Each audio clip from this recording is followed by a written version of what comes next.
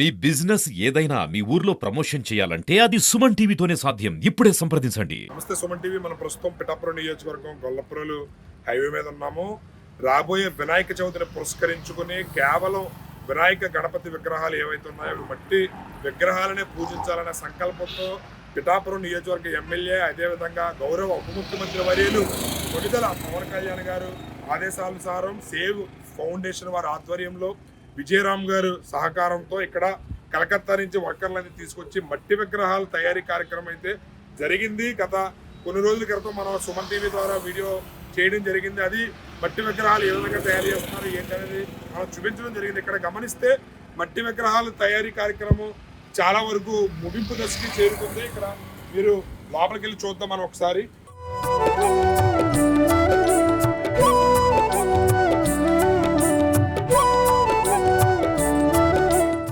ఇక్కడ గమనిస్తే కనుక మట్టి విగ్రహాలు తయారీ మీరు చూసారు కదా. ఇది తయారైనటువంటి మట్టి విగ్రహం చాలా చాలా చాలా తేజస్సుతో, చాలా గణపతి మన వినాయకుల వారు చాలా హుందాగా, చాలా దర్జాగా ఆ విగ్రహ శిల్పి చాలా అద్భుతంగా ఈ విగ్రహాలు తయారు చేశారు. ఇక్కడ గమనిస్తే ఇది కేవలం మట్టితో తయారు చేసినటువంటి విగ్రహాలు. ఇక్కడ ఇది 5 అడుగుల విగ్రహం. ఇక్కడ మీరు గమనిస్తే 3 అడుగుల విగ్రహం, మట్టితో స్వచ్ఛమైన మట్టితో తయారు చేసిన విగ్రహం. ఇది గమనిస్తే కనుక చాలా అద్భుతంగా దీన్ని తయారు చేయడం జరిగింది.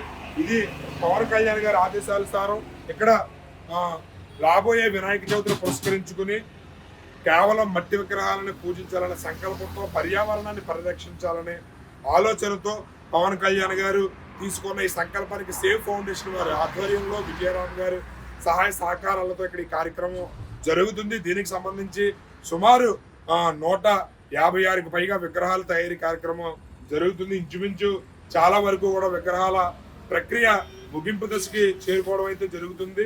రాబోయే వినాయక చవితిని కేవలం పర్యావరణ హితంగా జరుపుకోవాలనే ఉద్దేశంతో ఈ కార్యక్రమాన్ని చేపట్టడం జరిగింది. మీరు గమనిస్తే కనుక ఇక్కడ మీరు విగ్రహాలు మట్టితో, స్వచ్ఛమైన మట్టితో తయారు చేస్తున్నారు. ఇక్కడ గమనిస్తే ఇక్కడ మీకు ఒక ఫ్లెక్సీ అంటే ఏర్పాటు చేయడం జరిగింది. అది కూడా కేవలం ఆ పూర్వకాలంలో ఏర్పాటు చేసే ఏదైతే ఖాదీ వస్త్రం మీద రాస్తారో ఆ విధంగానే ఇక్కడ ఏర్పాటు చేయడం జరిగింది.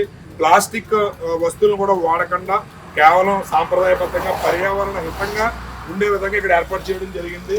పండుగ డబ్బులు చేతి వృత్తుల వారికి అందాలి, మన అలవాట్లు పర్యావరణమునకు అనుకూలంగా ఉండాలి. అంటే మనం రోజువారీ చేసే అలవాట్లు ఏవైతే ఉన్నాయో అవన్నీ కూడా పర్యావరణానికి అనుకూలంగా ఉండే విధంగా చెయ్యాలి అని చెప్పి కూడా ఇక్కడ ఉంది.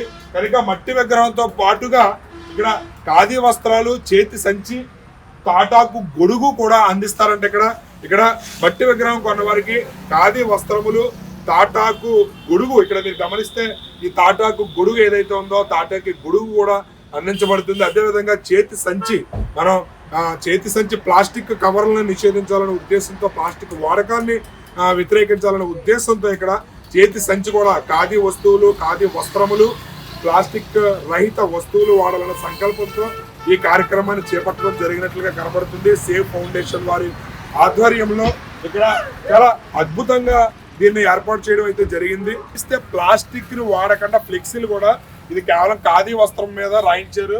ఇక్కడ గమనిస్తే ప్లాస్టర్ ఆఫ్ ప్యారిస్ తో నా ప్రతిభను పూజిస్తే నాకు సంతృప్తి ఉండదు, మట్టి ప్రతిభతో పూజిస్తే నేను శాశ్వతంగా ఉంటాను అని చెప్పి ఈ సేవ్ ఫౌండేషన్ వాళ్ళు ఏదైతే ఉందో society for awareness and vision on environment అనే ఇది మీద విజయరామ్ గారి ఆధ్వర్యంలో ఇక్కడ కేవలం ప్లాస్టర్ ఆఫ్ ప్యారిస్ తో నన్ను పూజించొద్దు, మట్టి విగ్రహంతోనే నన్ను పూజించండి, నేను ప్రతి ఇంట్లోనూ ఉంటానని చెప్పి వినాయకుడు ఆశీర్వచనం ఇచ్చినట్టుగా ఇక్కడ ఏర్పాటు చేయడం అయితే జరిగింది.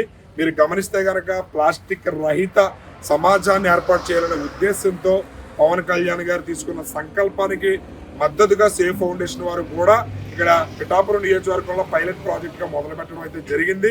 విగ్రహాల తయారీ ఆల్మోస్ట్ తుది దశకు చేరుకుంది. గమనిస్తే కనుక విగ్రహాలు చాలా అద్భుతంగా తయారు చేయడం అయితే జరిగింది. కెమెరామెన్ అశోక్తో శ్రీనివాస్, సుమన్ టీవీ.